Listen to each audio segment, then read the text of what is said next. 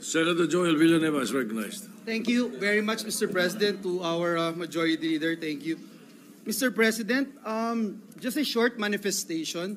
Earlier today, during the hearing of the Blue Ribbon Committee, my name was once again mentioned by District Engineer Henry Alcantara.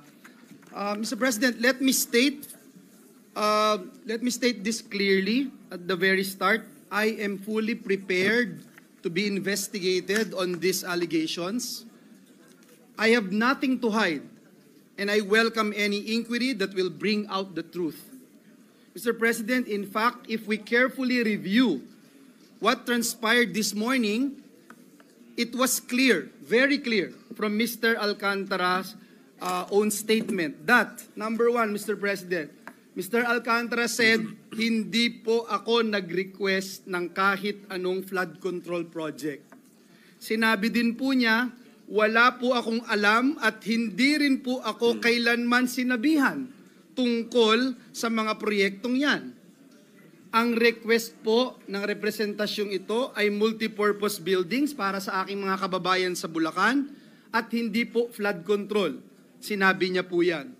Sinabi rin po at inamin ni District Engineer Alcantara na may tulong daw siyang pinaabot pero hindi po sa akin, sabi po niya. At siya na rin po mismo ang nagsabi na wala po akong alam doon.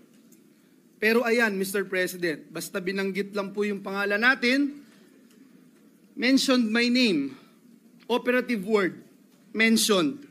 Mr. President, ano po ba ito? Masabi lang po yung pangalan natin at idadawit po tayo sa flood control issue kahit ang mismong testigo na ang nagsabi po na wala po akong alam. Mema lang, may masabi. I am ready, Mr. President, and my office is ready to be investigated that the truth may come out.